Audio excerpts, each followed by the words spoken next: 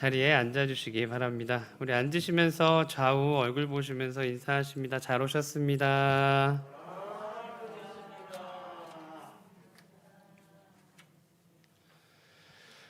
오늘 제목 같이 읽어보겠습니다. 시작. 하나님은 다 계획이 있으십니다. 우리 앞뒤 보면서 해볼까요? 하나님은 다 계획이 있으십니다. 시작.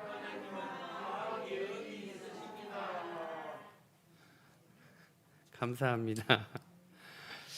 지난주 우리는 하나님이 우리 갈릴리 교회와 성도님들 각각에게 준비하신 때가 있음을 이야기 드렸습니다. 그리고 그때가 복음이고 갈릴리 교회이기를 기도합니다. 그리고 오늘 이번 주에는 이어서 하나님의 경륜, 주님이 내게 주신 경륜에 대한 말씀을 나누고자 합니다. 경륜 해놓으면 조금 단어가 멀어요. 우리는 잘 사용하지 않는 교회 안에서의 단어긴 하지만 약간 먼 단어이기에 그거를 좀 풀어서 하나님은 다 계획이 있으십니다 라는 제목으로 오늘 말씀의 은혜를 나누고자 합니다. 오늘 말씀 가운데 하나님이 우리 개개인에게 그리고 갈릴리 교회에게 허락하신 경륜을 느끼고 삶의 목적이 변화되는 저와 여러분들 되시기를 주님의 이름으로 축원합니다. 여러분, 마부작침이라는 사자성어가 있습니다. 마부작침. 한자로 보면 갈마, 도끼부, 만들작, 그리고 바늘침입니다. 자, 풀어서 이야기하면 도끼를 갈아서 뭐를 만드는 걸까요? 바늘. 네, 도끼를 갈아서 바늘을 만든다라는 이야기입니다. 자, 이 말은 당나라 이백이라는 뛰어난 철학자에게서 나온 이야기예요. 내용은 이렇습니다. 이백이 자신의 학문을 완성시키기 위해서요, 산으로 갑니다. 산으로 갔어요. 열심히 여러 가지 세상에 있는 것들을 생각하고 선생을 찾고 다녔지만 얻은 게 없어요. 그래서 포기합니다. 그냥 내려가야겠다. 이제는 더 이상 할 게 없다. 나를 찾아오는 사람도 없고 내가 찾을 사람도 없고. 그래서 다시금 마을로 내려오는데 그때 어느 어르신이 도끼를 갈고 있는 겁니다. 자, 근데 도끼를 갈려면 도끼 날이 있잖아요. 날이. 이 날을 갈아야 되는데 도끼를 세워서 가는 거예요. 어머, 어르신, 왜 도끼를 세워서 가십니까? 지금 뭐 하시는 거예요? 그러자가 어르신이 이야기하십니다. 저는 도끼로 바늘을 만들려 합니다. 그럴 때 이백이 깨달음이 왔습니다. 내가 너무 성급히 포기했구나. 저 큰 도끼로 바늘을 만들 수 있는데 나는 쉽게 포기하고 내려왔구나. 그리고 다시 산으로 가서 자신의 학문을 완성했다라는 이야기에서 마부작침이라는 사자성어가 나오게 됐습니다. 자, 요즘 같아서는 이해할 수 없는 이야기죠. 왜 하필 도끼로? 그쵸? 작은 철사를 가지고 갈기 시작하면 바늘 금방 만들잖아요. 굳이 도끼로? 아니죠. 도끼를 잘라도 되죠. 그러면 여러 개의 바늘을 만들 수 있겠죠. 하지만 요즘 같은 스마트한 세대들에게 인내와 고난, 역경을 생각할 때는 이 마부작침이라는 사자성어가 꼭 필요하지 않을까 생각합니다. 끝까지 인내하고 나아가면 도끼로도 무엇을 만들 수 있다고요? 바늘을 만들 수 있다라는 그러한 좋은 사자성어라는 것입니다. 물론 도끼를 가지고 바늘 만들 수 있습니다. 시간이 걸리겠지만. 자, 근데 돌려서 바꾸어서 생각을 해보면 바늘을 가지고 도끼를 만들 수 있을까요? 없죠. 없습니다. 우리는 아무리 해도 바늘 가지고 도끼를 만들 수 없죠. 즉, 인간의 노력은 한계가 있다라는 것입니다. 자, 그러면 여러분들의 신앙의 양심에 한번 문을 두드려 보도록 하겠습니다. 자, 하나님이라면 바늘로 도끼를 만드실 수 있다 없다? 아유, 아멘입니다. 그죠? 굳이 바늘이 없어도 만드시겠죠. 그럼 결국은 우리의 수고와 노력은 끝이 있지만, 한계점이 있지만, 하나님의 수고와 노력은 한계가 있습니까? 없습니까? 그렇죠. 하나님의 능력은 무한하십니다. 그 무한하신 사랑으로 우리를 사랑해 주시죠.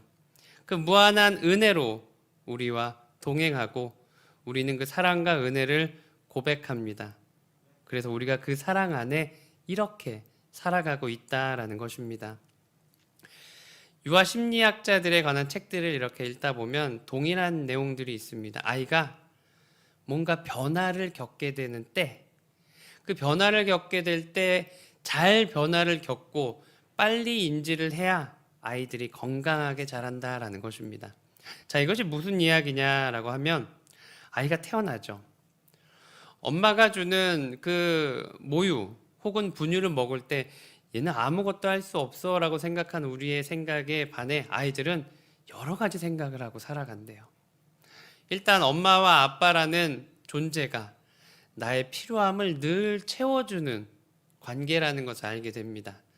배고프면 밥을 주고, 싸면 치워주고, 잠자기 전에 안아주고, 이런 관계들 말이죠. 그리고 그 엄마 아빠보다는 조금 작은 누군가가 있는 거죠. 누나 혹은 형, 그 사람들은 내 장난감. 이렇게 세상의 중심이, 우주의 중심이 자기인 것처럼 착각하고 삽니다. 그러다가 조금씩 커가면서 그 세계관이 흔들리게 되죠. 이제는 울어도 엄마 아빠가 예전처럼 빨리 오지 않습니다.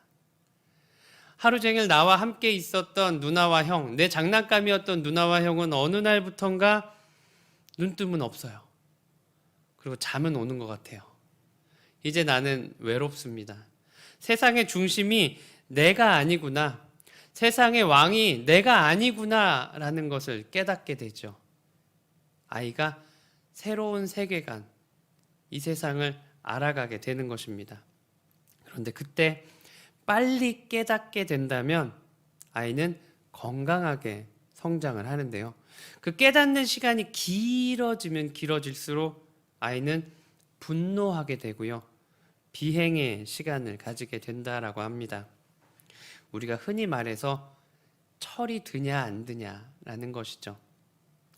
철이 들었다라는 것은 주변을 바로 인식하는 겁니다. 아, 내가 지금 놀아도 되는구나. 내가 지금 노력을 해야 되는구나. 내가 지금 먹어야 되는구나. 굶어야 되는구나. 자야 되는구나. 도와드려야 되는구나. 이거를 빨리 정립하는 것. 그것이 바로 철이 든다라는 것이죠. 그리고 철이 들었다라는 것은 올바른 세계관을 경험했다, 알게 되었다라는 것입니다. 자, 그럼 여러분들은 철이 드셨습니까? 저에게도 질문을 했는데요. 근데 대답하지는 못했습니다. 우리는 과연 철이 들었을까요? 세상의 철 말고요. 그리스도인으로서 우리는 과연 철이 들었을까요? 그리스도인으로서의 철이 들려면 우리의 세계관에는 누가 있어야 됩니까?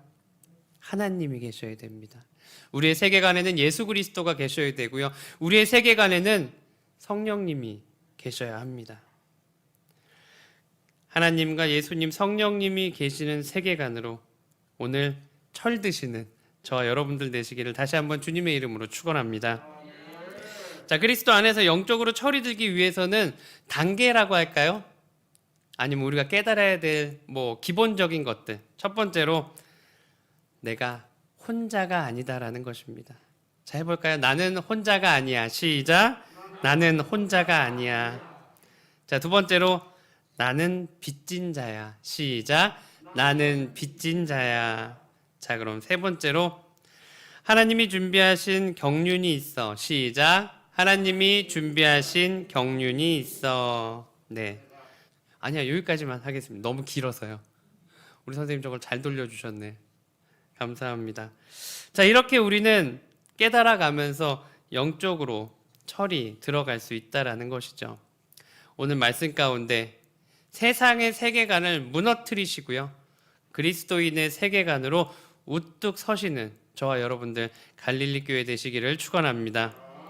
자, 첫 번째, 나는 혼자가 아니야. 무슨 가사 혹은 제목 같죠? 여러분들 좋아하시는 노래 제목 뭐 이런 것 같습니다. 지난주 아이들이 이제 처음으로 학교를 갔어요. 서로 어색하고 불편한 시간을 보내고 집으로 돌아왔습니다. 아이들이 하나같이 전에 학교 이야기들을 하더라고요. 친구들이 보고 싶다고. 그러면서 좀 이렇게 촉촉해지는 시간도 있었습니다. 솔직히 부모의 입장으로는 조금 미안함이 들었던 한 주였어요. 그런데 서로 또 위로를 하더라고요. 자기네들끼리. 그리고 저녁 시간 당회실에 혼자 있을 때 막내가 저희 집 3번이 왔습니다. 왔다가 뭐 다른 이런저런 이야기 하다가 갑자기 아빠 걱정하지 마. 얘가 무슨 소리를 하는 거지? 아빠 걱정하지 마. 야, 뭘 걱정하지 마. 하나님이 지켜주시잖아. 근데 본인도 머쓱해든지 그냥 나가더라고요. 위로가 됐습니다. 주님 감사합니다 라는 생각을 하게 되었어요. 혼자가 아니구나. 우리 가족이 있구나 라는 생각을 하게 되었습니다. 자, 그리고 주중에 전화 신방을 살살 해보았습니다. 코로나인데 어떻게 지내고 계신지, 코로나로 못 나오셨는데 어떻게 계시는지. 그런데 제가 걱정돼서 전화를 했는데 오히려 이런 물음을 하시더라고요. 아이들 학교 잘 갔나요? 아, 네. 아이들 학교 잘 갔어요. 큰아이가 중2죠? 아, 네. 큰아이가 중2예요. 딸이잖아요. 네. 적응하기 어려울 텐데. 그러게요. 한참 전화를 하고 있다 보니 신방을 제가 받는 느낌이었어요. 결국은 시작할 때 여보세요 한 다음에 이제 끊을 때 건강하게 뵙겠습니다. 이것만 제 이야기였고요. 나머지는 물어봐 주시는 제 상황을 제가 오히려 말씀드리게 되었습니다. 그렇게 전화를 끊고 나니 또 생각이 듭니다. 코로나 가운데 본인이 확진이 걸림에도 불구하고 교육자를 걱정해 주시는 우리 갈릴리 교회 성도님들, 그렇다면 나는 또 혼자가 아니구나. 갈릴리 교회가 우리 성도님들이 계시구나라는 생각을 했습니다. 그리고 지난 한 주 매일 말씀을 준비하고 사순절 가운데 만나주시는 예수님을 뵙게 됩니다. 하나님이 예수 그리스도를 보내시기 위해 준비하시고 예수 그리스도는 십자가를 지시기 위한 준비를 하시고 성령님은 우리를 십자가 가운데로 인도해 주시기 위한 준비를 하시는 그 삼위 하나님을 만나게 되면서 아, 나는 또 혼자가 아니구나 라는 생각을 하게 되었습니다. 사도 바울은 회심한 후 복음을 위해서 자신의 모든 인생을 걸게 되죠. 그럼 사도 바울이 늘 교회를 생각하면서 기도합니다. 골로새서 1장을 보면 바울은 골로새 교회를 위해서 기도합니다. 우리가 너희 교회를 늘 생각하고 우리는 중보하고 있어. 그런 내용이 골로새서 1장의 내용입니다. 또한 데살로니가 후서 3장을 보면 바울의 사역을 위해서 데살로니가 교회에게 중보 기도를 요청합니다. 너희들 하나님의 일에 나아가는 나의 발걸음에 내가 넘어지지 않을 수 있도록 나를 위해 중보 기도해줘라고 요청하는 거죠. 기도의 동역자들이 함께 있었던 사도 바울의 삶이었습니다. 뿐만 아니죠. 바울을 향하신 하나님의 세밀한 준비가 있었습니다. 사도행전 9장 10절에서 19절 여길 보면 다메섹에 사는 아나니아가 등장합니다. 하나님이 아나니아에게 나타나셔서 이야기하시죠. 유다의 집에 사울이 있어. 너 가서 안수기도 해줘. 깜짝 놀랍니다. 아나니아가. 하나님 지금 무슨 이야기 하시는 거예요? 사울이 누군데요? 그 사울 때문에 우리 믿음의 형제들이 고통을 당하고 얼마나 힘들었는지 주님 아시지 않습니까? 하나님 뭐라 그러시죠? 그는 나의 그릇이다. 그가 왕에게, 그가 고위 관료들에게 그리고 이방인들에게 복음을 전할 나의 그릇이다. 하나님은 이렇게 사울을 사용하시기 위해 이미 준비해 놓으셨다라는 것이죠. 바울의 삶은 하나님이 준비하여 주신 삶이었습니다. 그래서 바울은 혼자가 아니었죠. 바울은 자신을 위해 기도해 줄 교회와 믿음의 형제 자매가 있었습니다. 그래서 바울은 혼자가 아니었습니다. 그리고 바울은 자신이 사랑하고 힘써 신경 쓰는 교회가 있었습니다. 그래서 바울은 혼자가 아니었습니다. 혹시 나는 혼자야 라는 생각으로 한 주간을 보내신 분들이 계십니까? 우리는 결코 혼자가 아닙니다. 우리를 사랑하는 갈릴리 교회 성도님들이 계십니다. 주변을 한번 돌아보셔요. 돌아보셔도 됩니다. 돌아보셔요. 지금 여러분들 눈에 들어온 이분들이 여러분들을 사랑하는 이들입니다. 온라인으로 지금 제 얼굴만 보고 계시죠? 그런데 이곳에 계신 모든 분들이 온라인으로 예배드리는 여러분들을 사랑하는 우린 갈릴리 공동체라는 사실입니다. 그리고 무엇보다 우리를 계획하신 하나님이 계십니다. 이를 깨닫게 되는 영적 은혜가 이번 한 주간 우리에게 있기를 축원합니다. 내가 혼자가 아니구나 생각이 들면 우리는 영적으로 조금 철이 든 것입니다. 나는 혼자가 아니라는 것 말입니다. 자, 두 번째로 나는 빚진 자입니다. 나는 갚을 길이 없는 빚을 지고 살아갑니다. 세월이 가면 갈수록 그 빚은 점점 커져갑니다. 너무나 많은 신세를 이 땅 가운데 지고 살아왔구나 생각하게 됩니다. 그 신세가 사랑이었고 은혜였습니다. 그것을 깊이 생각하게 됩니다. 이런 분 저런 분 여러 형태로 그분들이 계셨기에 지금의 제가, 지금의 여러분들이 존재할 수 있었다라는 것입니다. 그리고 그분들에게 너무나 큰 고마움을 갖고 그 빚을 갚지 못한 상태로 저는 그렇게 살아갑니다. 여러분들은 어떠십니까? 삶에서 빚을 지고 살아가십니까? 아니면 빚을 주고 살아가십니까? 모르긴 몰라도 지금 숙연해지시는 그런 느낌은 모두가 동의하셨다라고 생각을 합니다. 그렇지. 아마 가장 먼저 생각나는 사람이 있을 겁니다. 내게 가장 많은 사랑과 은혜를 주셨던 분. 부모님일 수도 있고요. 아니면 선생님이실 수도 있고, 아니면 지나간 어떤 교육자일 수도 있고, 옆집의 누구일 수도 있고, 누군가에게 우리는 빚을 지고 그렇게 살아가고 있습니다. 사랑의 빚진 자, 그리고 우리는 하나님에게 빚진 자로서 모든 것이 은혜임을 고백하고 살아가죠. 그 은혜에 대한 유명한 이야기가 있습니다. 기독교 교리를 확립한 아우구스티누스는 이렇게 이야기합니다. 사람이 죄를 짓는 경우가 있지요. 하지만 죄도 은혜 중에 짓는 것입니다. 라는 이야기입니다. 이게 무슨 이야기일까요? 죄를 짓지 않게 해주셔야지 은혜지. 왜 죄도 은혜 가운데 짓는다라는 것일까요? 내용은 이렇습니다. 죄를 못 짓게 벼락을 쳤으면 우리가 죄 짓지 못했겠지요 라는 내용이죠.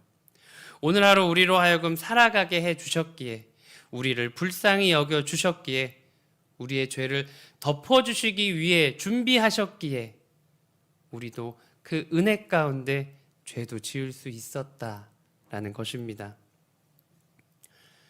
그래서 모든 것이 은혜라는 것이죠. 지금 우리가 함께 예배드리는 것도 은혜입니다. 그래서 우리는 오늘도 하나님의 복음에 빚진 자로서 그렇게 살아갑니다. 질문을 드려볼까요? 여러분들은 하나님을 사랑하십니까? 아직 대답 못하신 분들 계실 수도 있어서요. 다시 한번 여쭤볼게요. 여러분들은 하나님을 사랑하십니까? 근데 저는 뭐라고 써놨냐면 아니요. 여러분들은 하나님을 사랑하지 않습니다. 하나님이 여러분들을 사랑하십니다. 하나님이 저를 사랑하십니다. 하나님은 깊이를 알 수 없는 그 깊음으로 우리를 사랑해 주시고요. 잴 수 없는 그 넓은 사랑으로 우리를 사랑해 주십니다. 이게 있으니까 손을 더 못 뻗겠어요. 여하튼 넓게, 깊게. 그런데 우리는 그 넓은 거를 다 경험하지 못하죠. 그 깊이를 다 깨닫지 못해요. 살면서 그 넓은 사랑 중에 일부분, 그 깊은 사랑 중에 일부분을 느끼며 살아갑니다. 그리고 고백하죠. 주님 감사합니다 라고 말입니다. 마가복음 1장 1절에 말씀이 나옵니다. 같이 읽을까요? 시작. 하나님의 아들 예수 그리스도의 복음의 시작이라. 아멘. 이 말씀이 그냥 텍스트로 본다면 그치, 하나님의 아들 예수 그리스도가 복음의 시작이지 하고 지나가는 거예요. 그런데 이 말씀이 바로 사랑입니다. 하나님의 아들을 보내신 것, 그 사실이 바로 좋은 소식이라는 것이죠. 굿뉴스, 복음입니다. 대속의 시작입니다. 그리고 그 사랑이 요한일서 5장 5절에 열매를 맺게 됩니다. 요한일서 5장 5절 같이 읽습니다. 시작. 예수께서 하나님의 아들이심을 믿는 자가 아니면 세상을 이길 자가 누구냐? 아멘. 창조주의 아들을 믿는 사람만이 누구를 이길 수 있어요? 세상을 이길 수 있습니다. 하나님의 아들을 하나님이 보내셨다라고 믿는 자들만이 세상을 이길 수 있게 하나님이 허락하신다라는 것이죠. 그 아들을 왜 보내셨을까요? 하나님의 아들을 왜 보내셨을까요? 우리를 부르시기 위함이죠. 우리를 왜 부르실까요? 우리를 구원해 주시기 위한 계획을 세워주시는 겁니다. 여러분들 아이들이 추운데 밖에 있어요. 그럼 뭐라고 하시죠? 얘들아 들어와. 싫어요. 그럼 어떻게 해요? 옷이라도 입어. 추위에 떠는 게 보기 좋지 않잖아요. 따뜻하게 해주고 싶은 마음이죠. 좋게 해주고 싶은 마음이죠. 하나님 우리가 어디로 갈까봐? 지옥으로 떨어질까봐. 그 엄청난 형별에 떨어질까봐 우리를 건지시기 위해서 아들을 보내십니다. 그 구원의 계획, 그 시작이 바로 예수 그리스도였다라는 것이죠. 이를 믿는 자만이 누구를 이길 수 있다고요? 세상을 이길 수 있습니다. 부모가 들어오라고 하는데 안 들어오고 놀다 보면 뭔 일 생겨요? 감기 걸려요. 감기 걸려요. 결국은 지고 말죠. 지혜롭게 들어오는 아이들, 옷을 입는 아이들은 이길 수 있다라는 것입니다. 하나님은 우리로 하여금 세상을 이기게 해주고 싶어 하십니다. 왜냐하면 우리가 하나님과 같이 살아가야 될 존재이기 때문이죠. 함께 살아가야 될 존재가 세상에서 진다? 아니요. 하나님은 원치 않으십니다. 그런데 다만 우리가 하나님 나라와 형벌에 대해서 그렇게 깊이 있게 생각하지 않습니다. 왜요? 보이지 않잖아요. 보이지 않습니다.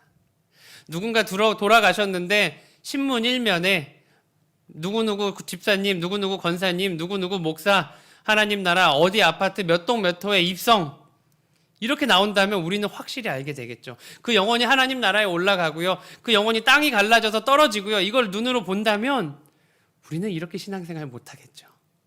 그런데 안 보이잖아요. 그러다 보니 멀리 느껴집니다. 고린도후서 4장 18절의 말씀입니다. 같이 읽도록 하겠습니다. 시작. 우리가 주목하는 것은 보이는 것이 아니요 보이지 않는 것이니 보이는 것은 잠깐이요 보이지 않는 것은 영원함이라. 아멘. 지금 눈에 보이는 건 오히려 잠깐이라는 것이죠. 100년. 하지만 보이지 않는 것은 영원하다라는 것입니다. 보이지 않는 것은 영원하다. 이를 깨닫는 사람이 하나님의 아들을 믿는 것이고요. 그를 깨닫는 사람이 세상을 이길 수 있는 것입니다.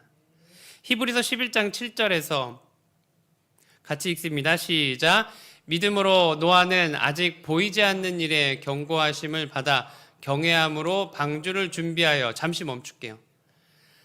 보이지 않는 내일을 향해 방주를 준비한다라는 것, 그것은 그 안에 뭐가 있기 때문이죠? 믿음이 있기 때문입니다. 믿음이 없는데 방주를 어떻게 준비해요? 이건 미친 생각이죠. 잘못된 생각이죠. 사람들한테 놀림을 당하고요, 돌팔매질을 당할 그런 일입니다.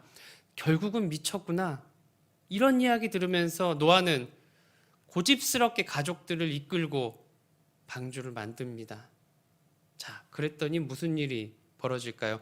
준비하여 그 집을 시작. 그 집을 구원하였으니 이로 말미암아 세상을 정죄하고 믿음을 따르는 의의 상속자가 되었느니라. 아멘. 노아의 믿음으로 그 가정이 구원을 얻게 됩니다. 고집스럽게 끌고 간 그 믿음 안에 가정이 구원을 얻었죠. 그 구원이 어떤 의미일까요? 내적인 구원이 아니죠. 누가 봐도 표면적으로 구원받았어요. 비가 옵니다. 처음에 사람들은 그냥 오겠지. 물이 점점 차오르죠. 산 어귀까지 올라옵니다. 사람들이 피할 데가 있으니까 산에서 텐트 치고 천막 치고 버텼을 거예요. 더 이상 버틸 데가 없습니다. 헤엄을 치면서 어떻게 했을까요? 방주를 두드렸겠죠. 노아야, 나 너 동창 누구야? 문 좀 열어줘. 처음엔 좋은 말로 했을 겁니다. 노아야, 내가 잘못한 것들 너무나 많아. 미안해. 내가 이제는 네 말 잘 들을게. 네가 믿는 하나님 나도 같이 믿을게. 제발 문 좀 열어줘. 하지만 시간이 지나면서 어떻게 할까요? 욕을 했겠죠. 저주했겠죠. 너 혼자 잘 살아라. 그러면서 한 명 한 명 죽어갔을 것입니다. 노아의 고집스럽게 이어온 그 믿음으로 가족은 구원받습니다. 그런데 노아가 열심히 믿었을까요? 노아가 열심히 그 일을 행하였을까요? 베드로가 감격한 부분이 바로 이 부분입니다. 어떤 내용이냐면 하나님께서 사용해 주신 것입니다. 노아가 열심히 했다는 게 아니라 하나님께서 노아를 사용하셨다라는 것이죠. 베드로가 어떤 제자였어요? 3번이나 부인했습니다. 3번이나 부인을 하고 도망갔어요. 저는 그분을 몰라요. 그랬던 제자입니다. 그런데 베드로가 설교하자 3,000명이 회심합니다. 베드로가 기도하자 안진뱅이가 일어났어요. 베드로는 너무 감사하죠. 주님 감사합니다. 빌립보서 3장 12절에 내가 이미 얻었다 함도 아니요 온전히 이루었다 함도 아니라 오직 내가 그리스도 예수께 잡힌 바 된 그것을 잡으려고 달려가노라. 아멘. 잡혔다라는 거예요. 하나님께 내가 잡혔다라는 거예요. 베드로도 하나님께 잡힌 거죠. 저도 하나님께 잡힌 바 되었습니다. 어찌 제가 감히 하나님이 계시는 하나님의 교회 갈릴리 교회에서 이렇게 말씀을 전할 수가 있겠습니까? 하나님께 잡힌 바 되었기에. 여러분들도 이 시간 아멘으로 고백할 수 있는 것, 그것도 하나님께 잡힌 바 되었기에 가능한 것이다 라는 것입니다. 저는 단지 붙잡힌 것이고요, 우리 갈릴리 교회 성도님들도 붙잡힌 것입니다. 이제 여러분들의 손에 하나님이 한 영혼 한 영혼 붙여주실 거예요. 그래서 그 영혼들을 같이 데리고 오시면 됩니다. 한쪽은 죽어있는 영혼, 한쪽은 잠자고 있는 영혼, 그러고 데리고 나오시면 됩니다. 하나님이 여러분들을 붙잡아 주셨고요, 하나님이 그 영혼들을 불러주실 것이기 때문입니다. 그 전도도 하나님이 붙잡아 주셔서 이 성전을 가득 채우게 될 것입니다. 갈릴리 교회가 이곳에 넘치게 부어주시는 영혼들을 하나님 앞에 인도하는 사역을 감당할 수 있었던 이유는 교회가 이뻐서요? 아니면 지리적 위치가 좋아서요? 이 동네가 조금 있으면 개발되기 때문에요? 아닙니다. 갈릴리 교회를 하나님이 붙잡아 주셨기 때문입니다. 그 사실로 인해서 우리는 늘 그리스도에게 빚진 자로 감사하며 살아가기를 주님의 이름으로 축원합니다. 붙잡힌 바 되었기에 내가 존재하는 것입니다. 우리 세 번째로 볼 것이 하나님이 준비하신 경륜이 있어서 내가 존재합니다라는 것입니다. 경륜이라는 말은 오이코노미아라는 헬라어입니다. 오이코노미아. 오이코노미아는 오이코스라는 말, 오이코스는 바로 집을 이야기합니다. 이 집이라는 단어에서 나온 말이 바로 경륜이에요. 이해하기 쉽게 말씀을 드리면 우리 교회 안을 한번 봐볼게요. 이 기둥이 왜 떡하니 중심에 있을까요? 그죠? 이 기둥이 떡하니 중심에 있는 이유가 무엇일까? 이 창문은 왜 이렇게 많을까? 그리고 저 문은 왜 양쪽으로 왔다 갔다 할까? 설계자가 여러 가지 의미를 가지고 설계하게 되죠. 그런데 우리는 모릅니다. 언제 알게 될까요? 완공되고 나서. 창문이 이 정도 크기가 되어야 빛이 잘 들어오는구나. 기둥이 지금 여기 있는 것이 나중에 2층, 3층 올릴 때 이 기둥을 이어서 더 높이 많은 영혼들을 우리가 이곳으로 인도해 나아가는데 필요한 기둥이구나. 저 문은 당길 수도 있고 밀 수도 있구나. 그거를 깨닫게 되는 어느 순간이 있다라는 거죠. 그런데 그 전에는 우리가 알 수 없습니다. 하나님의 경륜이라는 건 바로 그것입니다. 숨겨져 있는 비밀, 숨겨져 있는 계획, 그것이 바로 하나님의 경륜이라는 것입니다. 그렇다면 우리가 세 번째로 깨달아야 될 것이 하나님의 준비된 경륜이 있어서 누가 존재하는 거예요? 내가. 여러분들 각각의 하나님이 세상 가운데 준비해 놓으신 경륜이 있다라는 것입니다. 그 존재가 있기에 내가 살아가는 것입니다. 그냥 살아가는 것이 아니고요. 여러분 하나하나에 하나님의 주신 경륜이 있다라는 사실입니다. 한 노건사님의 이야기입니다. 집 근처에 작은 텃밭에서 뭘 자꾸 심으세요. 파도 심고, 그리고 시금치도 심고, 마늘도 심고, 상추도 심고. 근데 늘 힘드세요. 혼자 걷지도 못하셔서 유모차를 끌고 다니시면서, 유모차는 끌고 다니는데 유모차에 이렇게 걷어 놓은 많은 작물들을 보면 엄청 거두세요. 권사님 좀 쉬세요 이제. 왜냐하면 사는 데는 지장 없으세요. 잘 사세요. 근데 맨날 그렇게 일을 하세요. 권사님 좀 쉬셔도 되잖아요. 그때 이야기하십니다. 제가 이렇게 뜯어온 시금치, 파, 상추 가지고 나눠주면 부담 없이들 받으신대요. 그러면 또 그분들이 받는 게 또 좋으시고, 그러면서 한번 이야기하신답니다. 교회 좀 가자. 그러면 받으면서 싫다고 하겠어요? 알겠다고. 이번 주 말고 다음 주는 꼭 가겠다고. 그렇게 3년 동안 다음 주는 오지 않아요. 그런데도 계속 하시는 거죠. 그 권사님의 경륜이 바로 그것이었습니다. 빌립보서 1장 12절에 사도 바울은 감옥에 갇혀 있습니다. 억울하게 갇혀 있죠. 그런데 사도 바울은 그곳에서 원망하지 않습니다. 투정하지 않습니다. 사도 바울은 감옥에서도 전합니다. 그런데 감옥에서 전하고 나니 전도가 잘 돼요. 그것이 바로 하나님의 바울에게 허락하신 경륜이었다라는 것입니다. 그 경륜을 느낄 때 바울은 기뻐하게 됩니다. 감옥에 있는데 기뻐해요. 왜요? 하나님의 경륜을 온전히 깨달았기 때문이죠. 고난 중에 계십니까? 힘들고 어려운 상황에 계십니까? 하나님의 경륜을 깨닫게 되면 그곳에서 감사가 흘러나온다라는 것입니다. 우리가 잘 알고 있는 마더 테레사가 단순한 길이라는 소책자를 만들었습니다.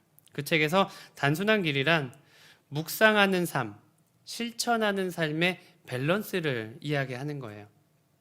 말씀을 묵상하고 그 묵상한 대로 실천하는 단순한 삶을 살아라라는 것이죠.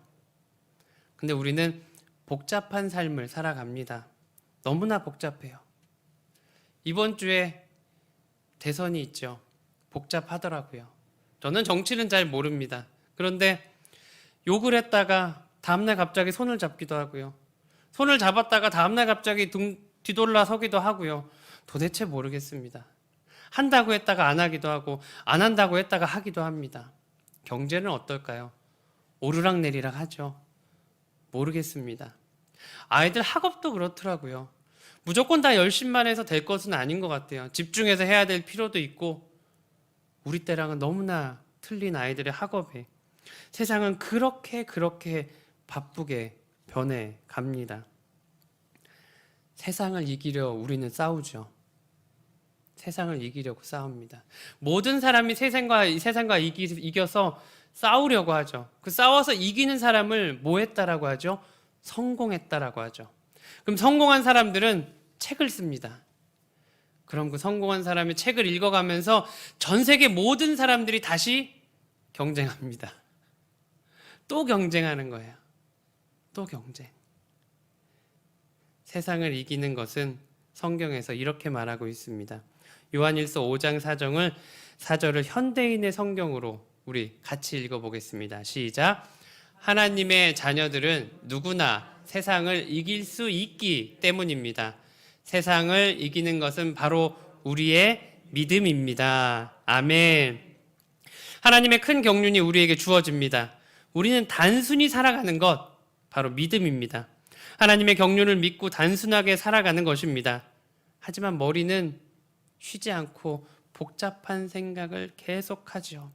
그 결과 우리의 마음이 힘이 듭니다. 걱정이 떠나지가 않습니다. 단순함이 문제를 해결합니다. 하나님의 아들 예수 그리스도를 보내시어 우리로 구원을 주시기 위한 계획을 세우셨습니다. 하나님은 그런 계획을 세우셨죠. 그리고 이를 믿게 하는 것이 하나님의 가장 큰 사랑이었습니다. 우리로 그 사랑을 알게 하시고 믿게 하시는 것이 하나님이 우리에게 주신 가장 큰 경륜입니다. 그리고 그 다음 경륜은 그것을 전하는 것입니다. 이제 이 사실이 믿어지신다면 저를 좀 따라와 주시기 바랍니다. 저의 말에 여러분들의 생각을 가지고 따라와 주시면 됩니다. 그리고 말씀을 마무리하려고 합니다. 우리는 하나님의 경륜을 생각해 봅니다. 그리고 지금 현재를 살아갑니다. 하나님의 계획하심에 우리는 현재를 살아간다라는 것입니다. 그럴 때 우리의 삶에 다가오는 여러 가지 결과들이 있어요. 좋은 결과, 나쁜 결과. 그런데 하나님의 경륜이 우리에게 주어졌기에 우리는 결국 어떻게 해요? 성공하게 됩니다. 우리는 결국 승리하게 됩니다. 왜요? 하나님이 우리에게 허락하신 경륜이기 때문이죠. 그러면 우리는 패배할 수 없는 거예요. 우리에게 이미 주어주셨기 때문이죠. 지금 실패해도 결국은 승리하게 해주십니다. 불행이 다가올 때가 있죠. 하지만 결국 하나님은 축복으로 우리를 인도해 주십니다. 그리고 우리에게 다가온 역경은 하나님이 주시는 새로운 기회로 바뀌는 거죠. 사도 바울이 감옥으로 간 건 역경이죠. 하지만 그 안에서 경륜을 느낍니다. 아, 전하다 보니 이것이 하나님의 계획이셨구나. 그래서 그곳에서도 하나님을 경험하고 살게 되는 것입니다. 현실은 하나님께서 내게 주신 최고의 기도 응답입니다. 하나님의 크고 비밀스러운 경륜 안에서 나를 발견하시기를 축원합니다. 내가 하나님의 사랑을 받은 믿음의 자녀라는 자부심을 가지고 살아가시기 원합니다. 여러분들은 하나님이 예수 그리스도를 통한 구원의 경륜을 받을 귀한 믿음의 자녀이자 갈릴리 교회 성도이기 때문입니다. 이번 한 주간 사순절의 기간에 영적으로 철이 들어가는, 하나님이 나에게 허락하신 경륜을 깨닫고 나아가는 저와 여러분들 되시기를 믿음으로 축원합니다. 기도하겠습니다.